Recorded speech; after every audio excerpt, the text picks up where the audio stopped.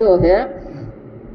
कंस कांप रहा बैठा बाहर, जड़िया ताला सब ही द्वार, कैसे निकलो यहाँ से बाहर। देवकी सुन ले मारी बात, सोच मन लावणा रे। जन्म्या जग में कृष्ण मुरारी, बधाई गावणा रे। गोविंद को वासुदेव ले चलिया, प्रहरी भरी नींद में पड़िया। मन में रंच मात्र नहीं डरिया, आया यमुना नदी के तीर, मार्ग नहीं पावना रे। जन्म्या जग में कृष्ण मुरारी, बधाई गावना रे। बाहर कंस भी पहरादार जो बैठा हुआ और कईयों को सक्रिय कर दिया कि अगर बलवान हो तो शेर चीता आदि सबको एकत्रित करके रखा। पर जब कृष्ण का जन्म हुआ सभी गहरी नींद में सो गए। देवी देवता भी जिनकी रक्षा कर रहे हैं और भाग्य जिनके प्रबल है। वासुदेव जी लेकर के बाहर निकल रहे, सारे पहरेदार नींद ले रहे। ताले जड़े हुए हैं बड़े बड़े, वो ताले भी टूट गए। कितना महान प्रभाव जिनका। और जेल से बाहर आ गए। बाहर कंस बैठा हुआ है पर उसको भी पता नहीं चला कि ये यहाँ से कौन जो जा रहे। रास्ता पार करते हुए आ गए यमुना नदी के तीर पर वहां पर देख करके वासुदेव एकदम घबरा गए कि यह नदी इतनी उफान पर है। बिजलियां चमक रही, मेघ गर्जना हो रही, मूसलधार वर्षा बरस रही और नदी का इतना उफान जो आया हुआ। अब मैं इस नदी को पार करके गोकुल में किस प्रकार से पहुंचूंगा। कृष्ण का लगा अंगूठा जब ही, यमुना दीनो मार्ग तब ही। किनो छत्र नाग ने जब ही, आया गोकुल में नंदलाल। विघ्न विरलावना रे।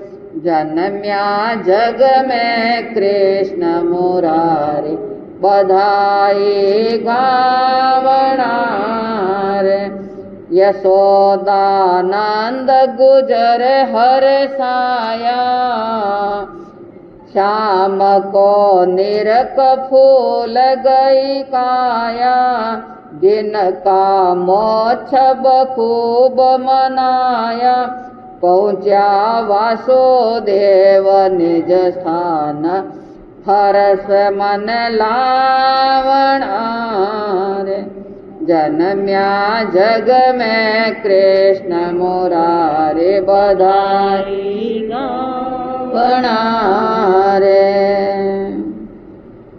कृष्ण जिनका अंगूठा लगता है और यमुना नदी के दो फाड़ हो गए।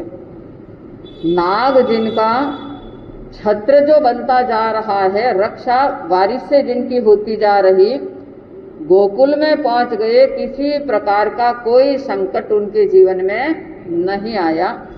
लाकर नंदलाल के घर पहुंचते हैं और ये सदों का सोप्रत कर देते और वहां से कन्या को लेकर रवाना हो जाते।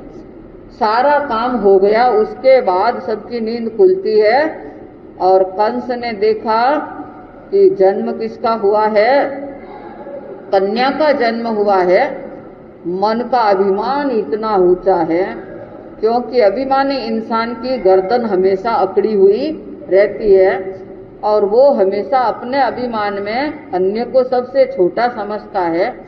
ऐसा ही अभिमान आया हुआ है उसके मन में और अपने आप में पैर पटकते हुए सोच रहा कि देखो, मेरे डर से जिस पुत्र का जन्म होना था वो वचन मुनि के झूठे हो गए और यहाँ पर कन्या का जन्म जो हो गया है अब मत अलग अलग प्रकार से मानता है। वैष्णव मत की मान्यता अलग है और जैन मत की मान्यता कुछ अलग है। आजकल का नौजवान कहता है वो श्री कृष्ण महान थे, कितनी कितनी गोपियों के साथ फिरते थे, है ना। जैसी दृष्टि वैसी सृष्टि होती है। अगर दृष्टि विकृत है तो आपको महानताओं में भी आपको नीचता के दर्शन हो जाए। लेकिन अगर दृष्टिकोण सही है, आपको सही देखना आता है, गुण देखना आता है, महानता के लक्षण देखना आता है, तो आप अपने जीवन को महान बना सकते हैं। श्री कृष्ण उपदेश देते हैं काम क्रोध लोभ, काम क्रोध लोभ ये तीनों जो हैं ये दुर्गति के दरवाजे हैं, दुर्गति का द्वार खोलने वाले हैं। वो कृष्ण वासुदेव पुरुषोत्तम थे, वो बलशाली थे। कहते हैं ना धर्मोत्तम पुरुष, तीन बातें कहते हैं, धर्मोत्तम, भोगोत्तम और कर्मोत्तम, है ना। धर्मोत्तम में नाम आता है महावीर का, जिन्होंने उत्तम धर्म का पालन किया, धर्मवीर, है ना, श्रेष्ठ धर्मात्मा कहलाए। भोगोत्तम में चक्रवर्ती आ जाते हैं, और वो चक्रवर्ती आते हैं जो अंत समय में भी अपने परिग्रह को नहीं छोड़ पाते और नरक में जाते हैं। बोलते ना चक्रवर्ती भोग भोगता मरे, तो सातवीं नरक में मेहमान बने।